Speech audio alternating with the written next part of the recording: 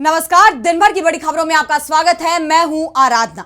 आज इस बुलेटिन में बात होगी मिडिल ईस्ट में तेज होती जंग की, खामनेई की मौत को लेकर मोदी सरकार की चुप्पी पर सोनिया गांधी के हमले की, देखेंगे पश्चिम बंगाल में चुनाव आयोग के दौरे से पहले ममता बनर्जी ने क्या किया ऐलान। But this boyas government of India and the boyas election commission, कैसे कांग्रेस की जीत से छूटे पीएम मोदी के पसीने, जानेंगे कब होगी नीतीश कुमार के बेटे निशांत की राजनीति में एंट्री, और बुलेटिन के आखिर में देखेंगे जाने माने कार्टूनिस्ट इरफान की किस खबर पर पड़ी तिरछी नजर।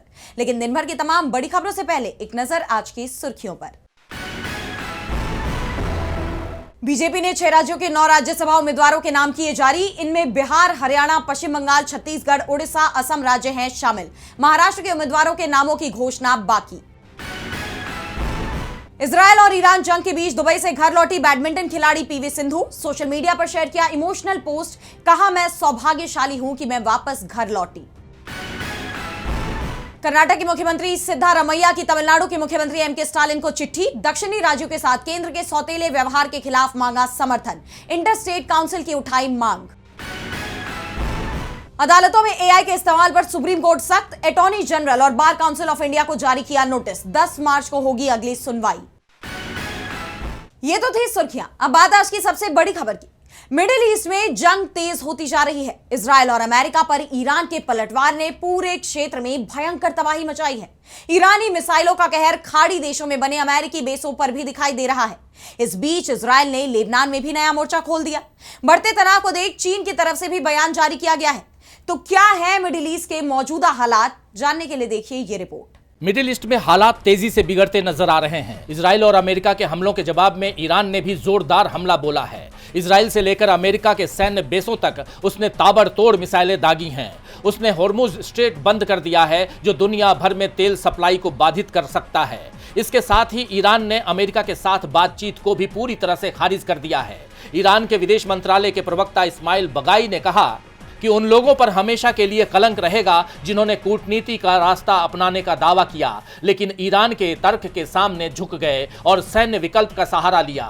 ज़ायोनी शासन किसी भी प्रकार की दुर्भावनापूर्ण कार्रवाई से पीछे नहीं हट रहा। मैं अरब मित्रों से अपील करता हूं कि वे इस पर गंभीरता से विचार करें। यह शासन युद्ध का दायरा बढ़ाने, ईरान की प्रतिष्ठा धूमिल करने और अन्य देशों में अपराध करने में जरा भी संकोच नहीं करता।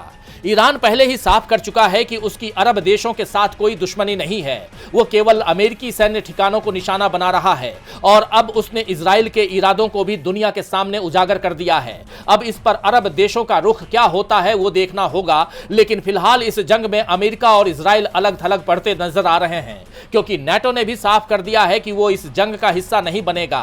ऐसे में अमेरिका और इजराइल की बौखलाहट भी साफ दिखाई दे रही है। उनकी सेना ने अब ईरान के राष्ट्रपति के आवास और राष्ट्रीय सुरक्षा परिषद भवन को निशाना बनाने की कोशिश की। इस बीच लेबनान के हिजबुल्लाह ने इजराइल पर ताबड़तोड़ हमलों की बौछार कर दी है, जिसके बाद से इजराइल और लेबनान की सीमा पर भी संघर्ष देखा जा रहा है। ऐसे में अब लेबनान के राष्ट्रपति ने हिजबुल्लाह की सैन्य गतिविधियों पर तत्काल प्रतिबंध लगा दिया है, लेकिन ईरान के लिए सपोर्ट बढ़ता जा रहा है। चीन ने भी साफ कहा है कि वो ईरान की सॉवरेनिटी और नेशनल डिग्निटी की सुरक्षा में उसका सपोर्ट करता है। इस बीच अंतरराष्ट्रीय परमाणु ऊर्जा एजेंसी यानी IAEA ने सैटेलाइट तस्वीरों के आधार पर बताया है कि इजराइल और अमेरिका के हमलों में ईरान के नातांज परमाणु संयंत्र को थोड़ा नुकसान पहुंचा है।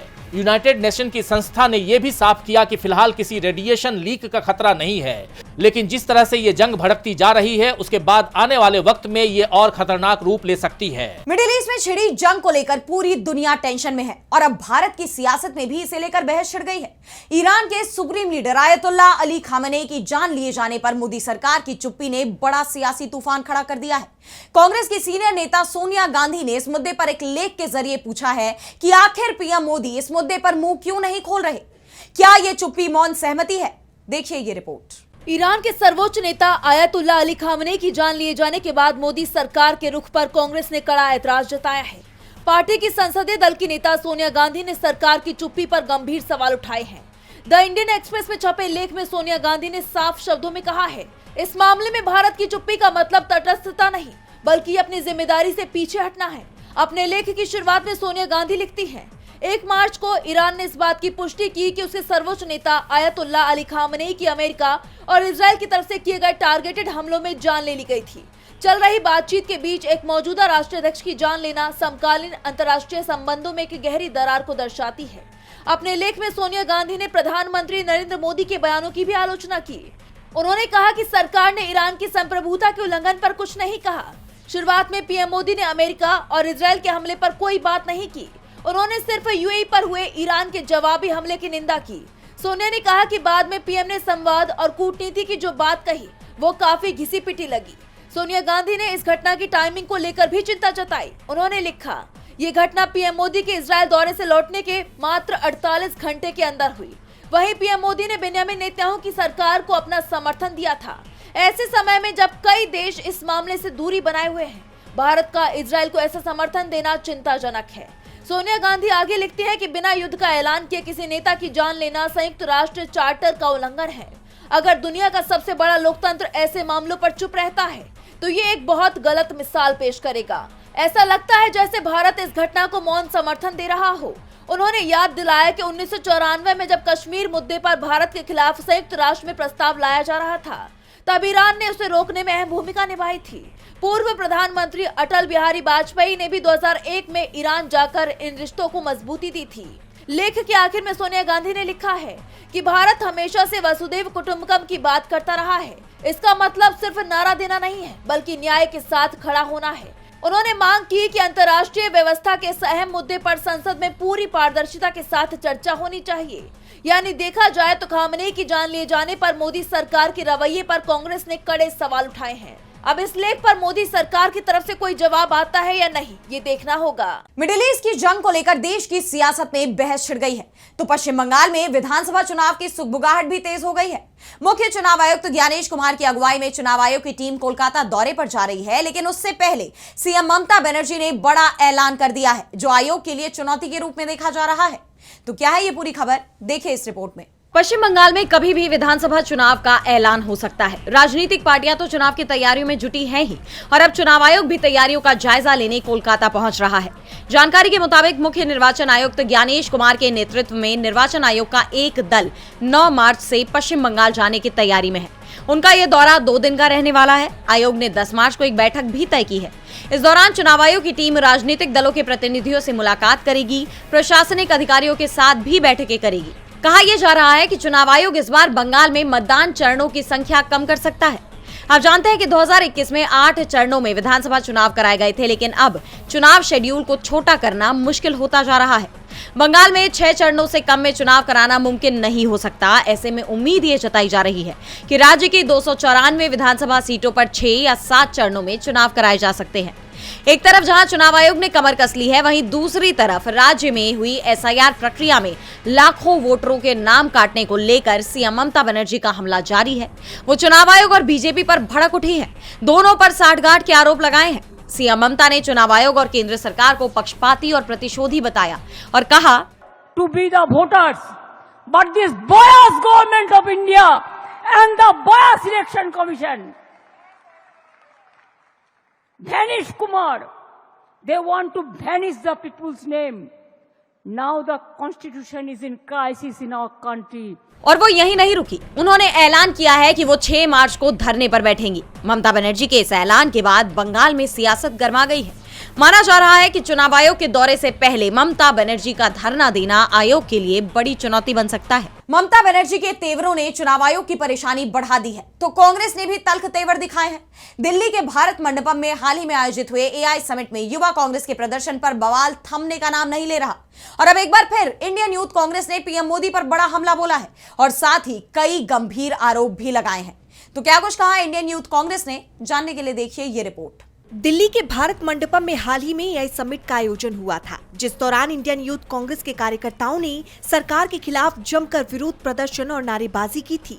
जवाबी कार्रवाई में यूथ कांग्रेस के कार्यकर्ताओं को गिरफ्तार कर लिया गया था, लेकिन 2 मार्च को दिल्ली के पटियाला हाउस कोर्ट ने यूथ कांग्रेस के 10 कार्यकर्ताओं में से 9 को जमानत दे दी, जिसके बाद से पीएम मोदी पर विपक्ष के हमले और तेज हो गए हैं।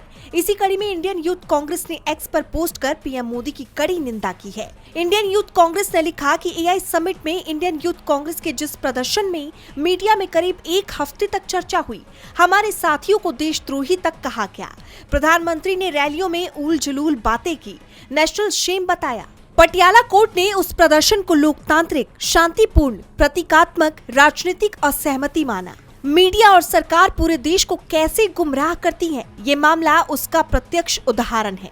जैसे आप जानते हैं कि बीते दिन दिल्ली की पटियाला हाउस कोर्ट ने यूथ कांग्रेस के 10 कार्यकर्ताओं में से 9 को जमानत दे दी थी, जबकि एक आरोपी सिद्धार्थ अवधूत को 4 दिन के लिए पुलिस कस्टडी में रखा गया। सुनवाई के दौरान दिल्ली पुलिस की क्राइम ब्रांच ने आरोपियों की कस्टडी बढ़ाने की मांग की थी, जिसे कोर्ट ने खारिज कर दिया। इतना ही नहीं, 9 कार्यकर्ताओं को 25-25 हजार रुपए के बॉन्ड पर जमानत दी गई। इस जमानत को कांग्रेस की एक बड़ी जीत के तौर पर देखा जा रहा है, क्योंकि एआई समिट में यूथ कांग्रेस के प्रदर्शन के बाद पीएम मोदी ने कांग्रेस की कड़ी आलोचना की थी। मीडिया में भी कांग्रेस को गलत दिखाया गया था, लेकिन बीते दिन कोर्ट के फैसले ने मोदी सरकार के आरोपों का करारा पलटवार किया है। कांग्रेस ने सरकार पर पूरे देश को गुमराह करने के आरोप लगाए, तो सवाल नीतीश कुमार के बेटे निशांत कुमार के पॉलिटिकल डेब्यू को लेकर भी उठ रहे हैं। बिहार विधानसभा चुनाव के वक्त से ही अटकलें थी कि निशांत कुमार राजनीति में एंट्री मारने वाले हैं, और अब नीतीश कुमार के करीबी मंत्री ने इन अटकलों पर मुहर लगा दी है। तो कब होगी नीतीश कुमार के बेटे निशांत की सियासी गलियारों में एंट्री? जानने के लिए देखिए ये रिपोर्ट। बिहार की राजनीति में अब नया मोड़ आने वाला है, जिसे लेकर राज्य में सरगर्मियां तेज हैं। दरअसल सीएम नीतीश के करीबी मंत्री श्रवण कुमार ने इस बात का ऐलान कर दिया है कि सीएम नीतीश कुमार के बेटे निशांत कुमार राजनीति में आ रहे हैं। उन्होंने कहा कि नीतीश कुमार के बेटे निशांत कुमार अब सक्रिय राजनीति में आने जा रहे हैं। इसमें अब कोई शक सुबह नहीं है। अब जल्द ही निशांत कुमार के नाम की घोषणा होगी। वो पार्टी के अंदर काम करेंगे। हम भी उनको शुभकामना देकर आए हैं। पार्टी में जिसकी जरूरत थी, लंबे अरसे से मांग चल रही थी, लोगों को इंतजार था। राज्यसभा की बात मैं नहीं कर सकता, सक्रिय राजनीति में उनकी संभावना तैयार हो गई है और जल्द ही उनकी एंट्री हो जाएगी। श्रवण कुमार ने जिस तरह निशांत को लेकर ऐलान किया, उससे अंदाजा लगाना मुश्किल नहीं है कि होली के बाद ही नीतीश कुमार के बेटे निशांत जेडीयू में अपनी जिम्मेदारी संभाल लेंगे। वहीं दूसरी तरफ खबर तो ये भी है कि निशांत कुमार को राज्यसभा भेजे जाने की तैयारी है। 5 मार्च को नॉमिनेशन के पहले किसी भी वक्त इस बात का ऐलान हो सकता है। हालांकि अभी तक इसकी आधिकारिक पुष्टि जेडीयू या एनडीए के किसी भी नेता ने नहीं की है, लेकिन निशांत की राजनीति में आने के लिए राज्यसभा चुनाव से मुफीद मौका और कोई नहीं हो सकता। ऐसे में साफ है कि राज्यसभा के जरिए ही निशांत कुमार बिहार की राजनीति में कदम रखेंगे। निशांत के पॉलिटिकल डेब्यू की खबर से बिहार की सियासत गर्मा गई है, तो तमिलनाडु में भी विधानसभा चुनाव की तैयारियां चल रही हैं। इसे लेकर मुख्यमंत्री एमके स्टालिन सक्रिय नजर आ रहे हैं। महिला, परिवार, मुखिया राशन कार्ड धारकों के बैंक खातों में सीधे 5,000 रुपए भेजे जाने के बाद अब एक बार फिर सीएम स्टालिन ने अलग अलग वर्गों के लिए विशेष सहायता पैकेज का ऐलान किया है। तो क्या घोषणाएं की सीएम स्टालिन ने, देखिए इस रिपोर्ट में। तमिलनाडु में चुनावी सरगर्मी के बीच मुख्यमंत्री एमके स्टालिन ने बड़ा ऐलान किया है, जिसकी चर्चा तेज है। दरअसल राज्य सरकार ने समाज के वंचित वर्गों के लिए 37,79,000 लोगों के बैंक खातों में 2,000 की विशेष सहायता राशि जमा की है। ये कदम विशेष रूप से बुजुर्गों, विधवाओं, वृद्ध, ट्रांसजेंडर व्यक्तियों और दिव्यांग जनों को अतिरिक्त वित्तीय सहायता देने की उनकी मांगों पर प्रतिक्रिया के रूप में उठाया गया है, जिसे लेकर सीएम स्टालिन ने एक्स पर कहा है कि ये 2,000 रुपए की राशि मौजूदा मासिक पेंशन के अतिरिक्त है। इसका मुख्य उद्देश्य समाज के हाशिए पर रहने वाले लोगों की वित्तीय कठिनाइयों को कम करना है। ये सहायता राशि फरवरी में कलेगनार, मगलीर, उरिमाई, थोगई योजना के तहत महिलाओं को दिए गए 2,000 के विशेष ग्रीष्मकालीन पैकेज के बाद आई है। उस पैकेज के बाद कई कमजोर समूहों ने भी इस तरह के समर्थन की मांग की थी। सीएम स्टालिन के मुताबिक राज्य सरकार ने अलग अलग सामाजिक सुरक्षा योजनाओं के तहत लाभ प्राप्त करने वाले 29,29,000 वरिष्ठ नागरिकों और विधवाओं को 3,200 रुपए का विशेष सहायता पैकेज देने का ऐलान किया है।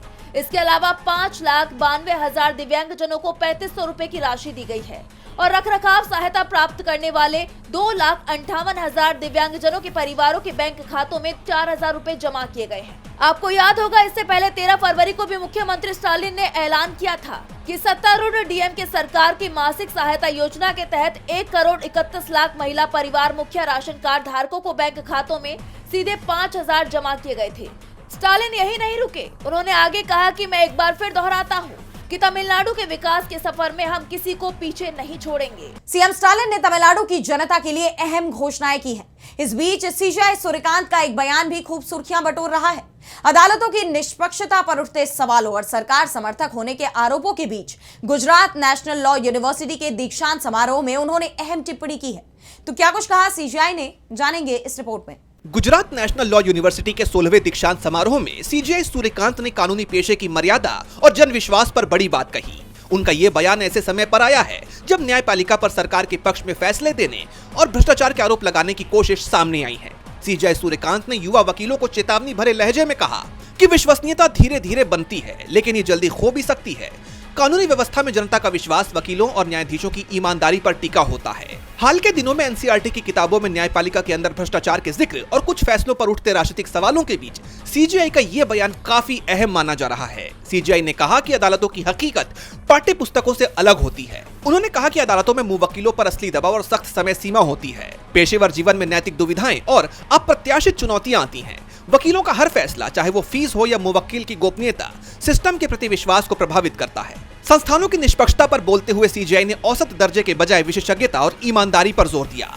जैसा आप जानते हैं कि न्यायपालिका पर अक्सर आरोप लगते हैं कि वो सत्ता के दबाव में काम कर रही है। इन आरोपों के बीच सीजेआई ने साफ संदेश दिया है कि न्याय व्यवस्था की सेहत के लिए जिम्मेदारी से काम करना सिर्फ निजी सफलता नहीं, बल्कि संवैधानिक कर्तव्य है। उन्होंने याद दिलाया कि एक वकील का आचरण ही ये तय करता है कि जनता कोर्ट को उम्मीद की नजर से देखेगी या शक की नजर से देखेगी।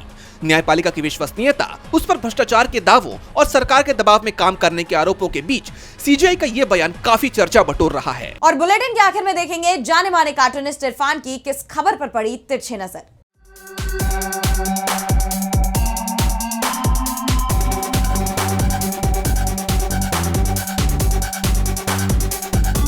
रंगों का त्योहार है और रंग कई तरह के होते हैं। कुछ रंग तो फूलों से बनाए जाते हैं। आपको मालूम होगा कि 2014 से देश का एक बड़ा हिस्सा कमल के फूलों के रंग से होली खेल रहा है, लेकिन फूलों के रंग ज़्यादा पक्के नहीं होते हैं। इसलिए प्रधानमंत्री ने सोचा कि ये रंग कैसे पक्के हों, उसका इंतज़ाम किया। ज्ञानेश कुमार जी ने उनके हाथ में रंगों के साथ में एक ऐसी पिचकारी थमा दी है जिसकी कि वो गारंटी भी दे रहे हैं। अब देखना यह है कि आने वाले कितने सालों तक वो इस पिचकारी से होली खेलते रहेंगे।